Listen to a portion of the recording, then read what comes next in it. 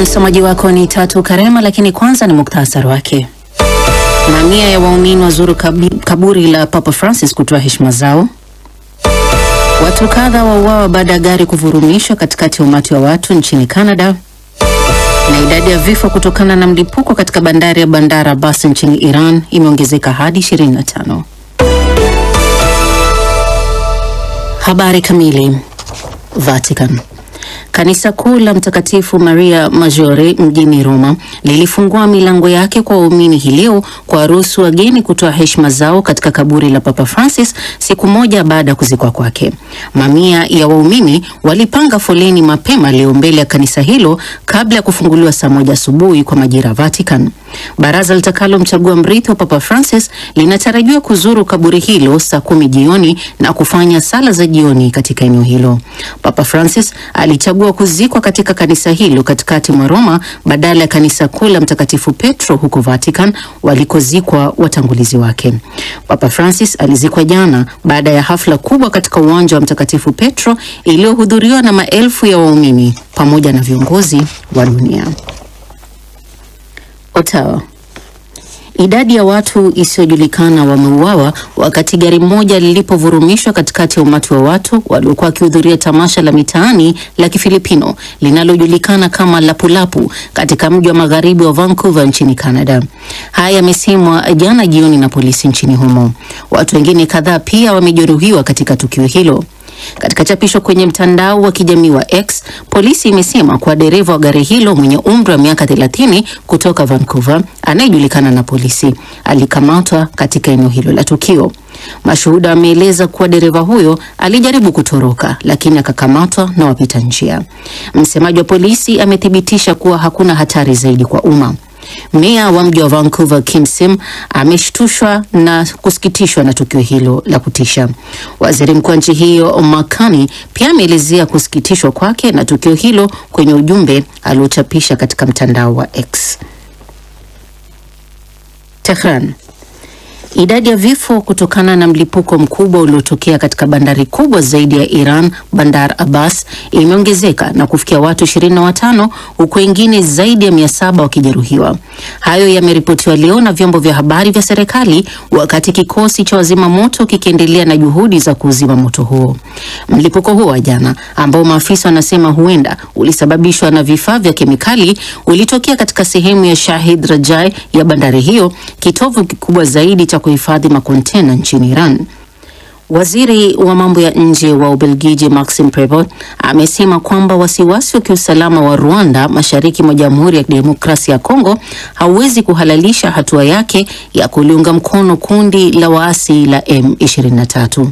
Katika mahojiano na shirika la habari la AFP, Prevot amezihimiza pande zote mbili katika mzozo huo wa Kongo kujadiliana ili kumaliza mzozo kwenye eneo la mashariki lenye machafuko nchini humo ambapo waasi wa M23 wameteka maeneo mengi kutoka kwa serikali. Baada ya kukutana na rais wa Uganda Yoweri Museveni siku ya Ijumaa mjini Kampala, Prevot aliliambia AFP kwamba hakutakuwa na suluhisho la kijeshi mashariki mwa Kongo na kwamba wanahitaji mazungumzo. Prevot amesema hali katika eneo hilo bado ni mbaya sana na wakazi wanapitia mateso kila siku. Waziri huyo wa mambo ya nje wa Ubelgiji pia ameelezea wasiwasi wa visa vya ukiukwaji wa haki za binadamu na kusema kuna haja ya dharura ya kuchukuliwa kwa hatua. Moscow. Urusi imefanya mashambulizi ya droni 149 usiku kucha nchini Ukraine, huku gavana wa eneo moja la mashariki mwa nchi hiyo akiripoti kuuawa kwa mtu mmoja na kujeruhiwa kwa mwingine kutokana na shambulizi hilo. Gavana wa eneo la Dnipropetrovsk Serhiy Lysak amesema mwanamume mmoja ameuawa katika mji wa Pavlograd huku msichana mwenye umri wa miaka 14 akijeruhiwa. Pia ameongeza kuwa ng'ombe 500 waliuawa wakati droni ilipolenga eneo wanakofugwa. Kwa upande wake, jeshi la anga la Ukraine limesema kuwa limedungua droni 57 kati ya 149 huku nyingine 67 zikitoweka kwenye rada bila kufika shabaha zao. Hali ambayo kwa kawaida hutokea kutokana na kuzuiwa na mifumo ya kielektroniki ya vita. Delhi. Vikosi vya Pakistan na India vimeshambuliana kwa risasi katika jimbo linalozozaniwa la Kashmir kwa usiku wa 3 mfululizo. Haya yamesemwa leo na maafisa wa India wakati uhusiano kati ya mataifa hayo mawili pinzani yenye uwezo mkubwa wa nyuklia ukizorota zaidi katika kipindi cha miaka kadhaa. Jeshi la India limesema leo kuwa kumekuwa na visa vya ufyatuaji risasi ambavyo havikuchochewa kutoka upande wa Pakistan katika eneo la mpaka unaozitenganisha nchi hizo mbili. Jeshi hilo limeongeza kuwa wanajeshi wake walijibu shambulizi hilo kwa silaha nyepesi. Hata hivyo, Pakistan haijathibitisha tukio hilo la hivi karibuni la ufyatulianaji risasi. Wizara ya mambo ya ndani ya India imekabidhi uchunguzi kuhusu shambulizi hilo kwa shirika la kitaifa la ujasusi ambalo pia linahusika na kukabiliana na ugaidi. Kwa kutamatisha taarifa ya habari, huu hapa tena mukhtasari wake. Mamia ya waumini wazuru kaburi la Papa Francis kutoa heshima zao. Watu kadha wauawa baada ya gari kuvurumishwa katikati ya umati wa watu nchini Canada, na idadi ya vifo kutokana na mlipuko katika bandari ya Bandar Abbas nchini Iran imeongezeka hadi 25. Na huo ndio mwisho wa taarifa ya habari za ulimwengu kutoka DW mjini Bonn. DW Afrika wiki hii. Waumini wa kanisa Katoliki barani Afrika wajiwekea matumaini ya kumuona papa mpya kutoka barani humo baada ya Papa Francis kuzikwa Jumamosi. Kwanza, Afrika ni bara changa. Miito ya kipadre hapa barani Afrika inaongezeka wakati kule magharibi inashuka. Jambo hilo linaonyesha kwamba mustakabali wa kanisa Katoliki uko hapa hapa Afrika. Jamhuri ya Kidemokrasia ya Kongo na Rwanda za kubali kusaini makubaliano ya amani, na utawala wa kijeshi nchini Burkina Faso wazima jaribio la mapinduzi wiki hii.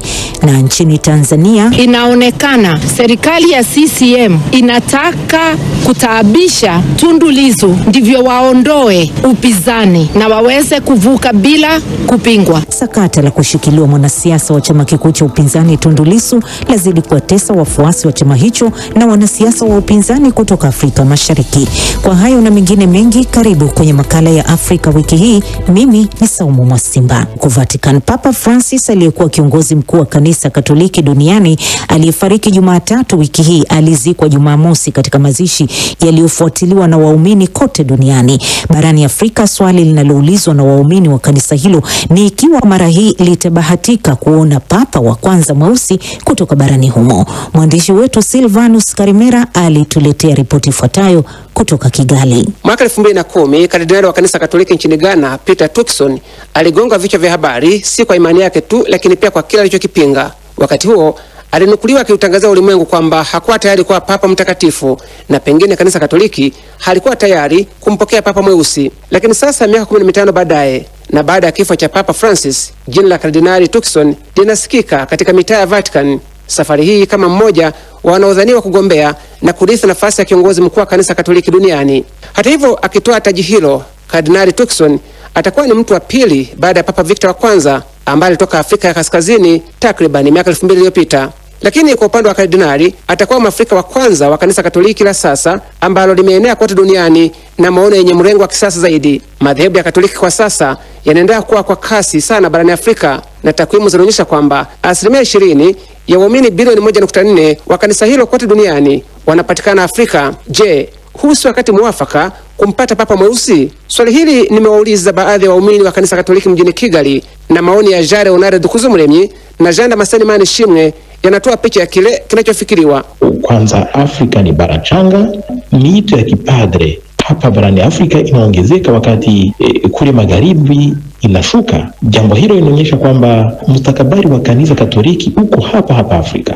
Kiongozi wa kanisa Katoliki duniani atoke wakati huu barani Afrika. Cha kwanza ni imani tu. Imani tayari wameshaamini, na ikiwa tunasema Roho Mtakatifu ndiye katupa uwezo wa kuongoza, kwa nini basi weusi kama sisi hatuwezi kuwa na Roho Mtakatifu? Hata hivyo, licha ongezeko la waumini wa kanisa Katoliki barani Afrika, bado kuna mtazamo kwamba njia ya mweusi kuelekea Vatican na kuwa kiongozi wa juu wa kanisa Katoliki duniani bado ni tata, kwa sababu wengi wanahisi changamoto za ubaguzi wa rangi, huku wengine hasa wale kutoka nchi za magharibi wakimchukulia Papa kutoka Afrika kama mtu ambaye atazidisha sera za kihafidhina, hasa kuhusu haki za mashoga, ndoa za jinsia moja, useja na haki ya kuavya mimba. Lakini Kardinali Turkson kwa upande mwingine amekuwa akionyesha kuwa mtu wa sera za wastani. Siku za hivi karibuni alionekana akipinga baadhi ya kauli kali za baadhi ya viongozi wakuu wa nchi za Kiafrika kuhusu ushoga, akisema watu hao hawapaswi kuchukuliwa hatua za kisheria kwa sababu hawajatenda kosa la jinai. Lakini kwa upande mwingine, Kardinali Robert Sara wa Guinea, yeye anatazamwa na wahafidhina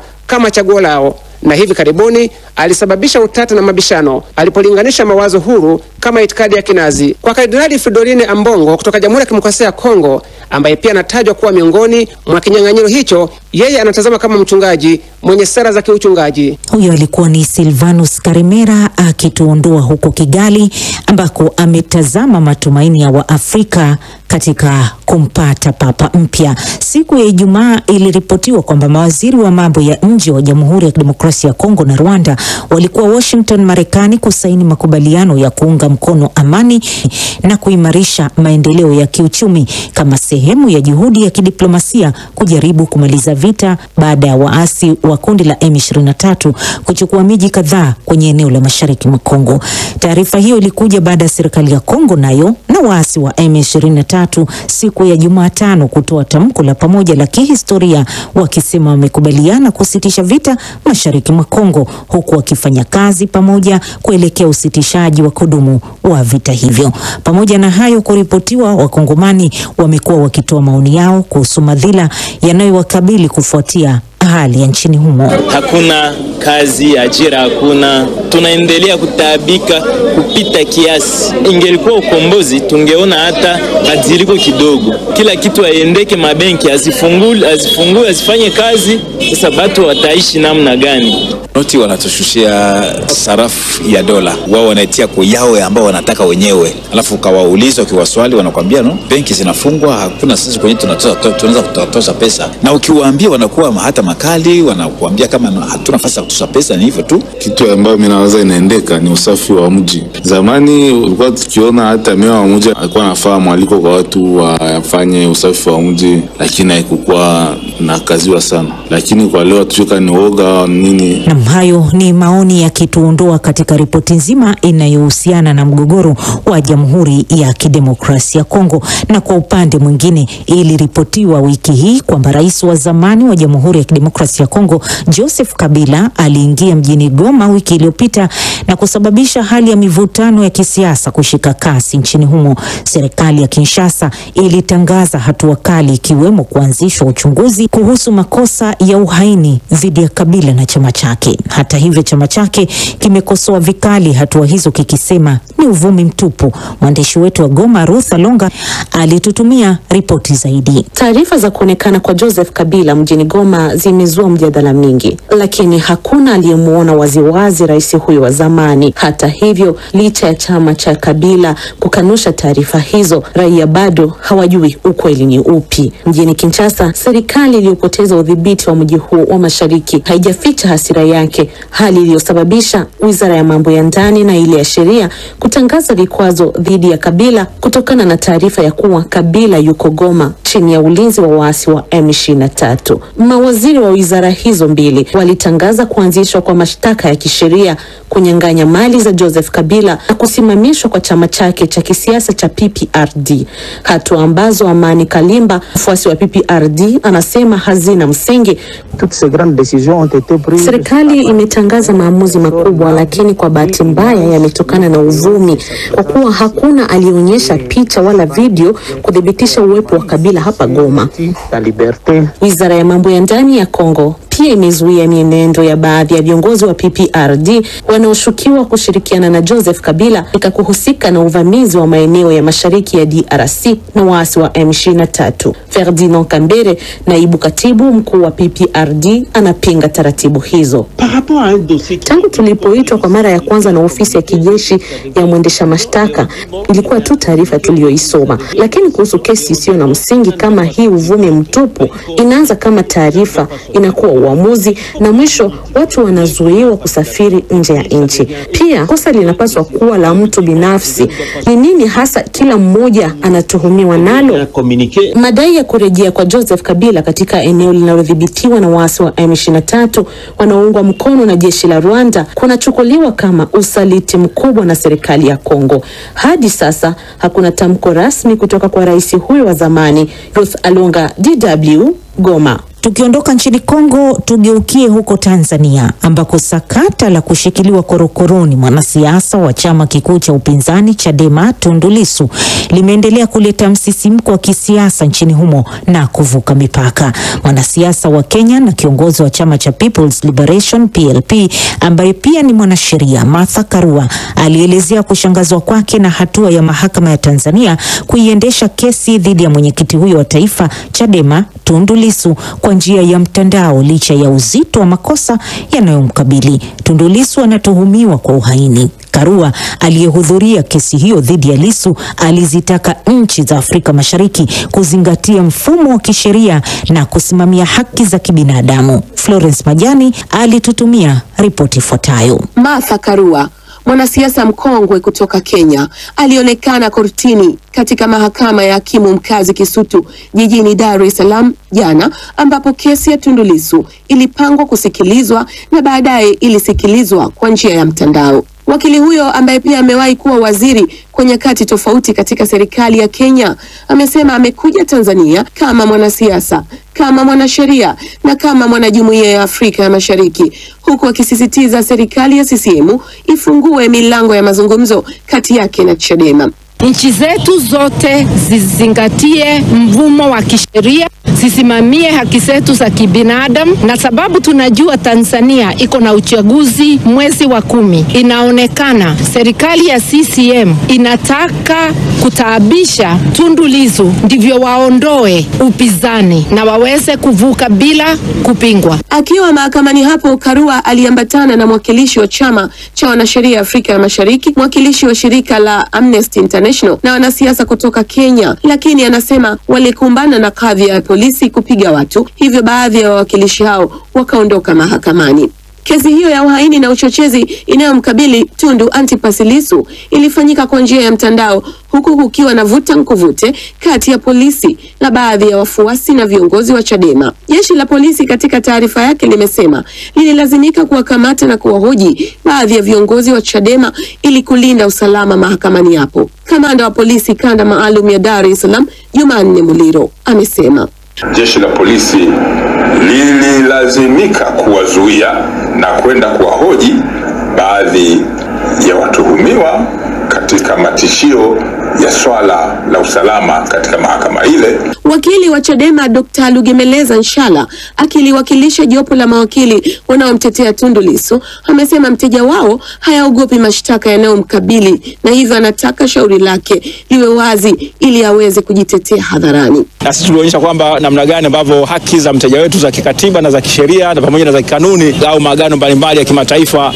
ambayo Tanzania ni mwanachama wake ambaye analinda haki za binadamu na watu, jinsi ambavyo zimekiukwa. Hakimu mkazi mwandamizi anayesimamia kesi hiyo Geoffrey Mhini aliahirisha kesi hizo mbili, ambapo kesi ya uhaini dhidi ya Lissu itasikilizwa Mei 6 na kesi ya uchochezi itasikilizwa Aprili 28 mwaka huu, zote kwa njia ya mtandao. Florence Majani, DW, Dar es Salaam. Makala ni Afrika wiki hii kutoka idhaa Kiswahili ya DW mjini Bonn. Ikiwa ndo kwanza unajiunga nasi, basi karibu. Na sasa tunatazama yaliyojitokeza ndani ya juma zima katika kanda ya Afrika Magharibi. Utawala wa kijeshi wa Burkina Faso ulisema Jumatatu kwamba ulizima njama kubwa iliyokuwa ikipangwa ikilenga kuleta vurugu kubwa nchini humo. Burkina Faso ilisema njama hiyo inaaminika ilipangwa katika nchi jirani ya Ivory Coast. Waziri wa usalama wa Burkina Faso Mahamadou Sana akitangaza juu ya kuzima kwa njama hiyo alitoa ufafanuzi ufuatao. Les services de renseignement ont suivi la manœuvre. Idara ya ujasusi ilifuatilia mipango ya njama hizo ambazo kwa mujibu wa magaidi walizipanga. Ilikuwa itekelezwe Aprili 16 na kundi la wanajeshi walioandaliwa na maadui wa nchi yetu, ikihusisha kushambuliwa kwa uongozi wa Burkina Faso. Idara ya ujasusi hizo kwa mujibu wa magaidi. Burkina Faso tangu Septemba mwaka 2022 inaongozwa na viongozi wa kijeshi baada ya kufanya mapinduzi yaliyoongozwa na Captain Ibrahim Traore, ambaye mara nyingi amekuwa akiilaumu Ivory Coast kwa kuwapa hifadhi wapinzani wake. Traore ameahidi kurejesha usalama Burkina Faso, lakini serikali yake imekuwa mara nyingi ikiwanyamazisha wakosoaji wake. Wanajeshi chungu nzima walikamatwa wiki iliyopita wakituhumiwa kwa njama kusababisha vurugu katika taifa hilo. Kwenye eneo hilo hilo ilishuhudiwa pia ongezeko la mivutano ya kidiplomasia kati ya Benin na majirani zake Niger na Burkina Faso.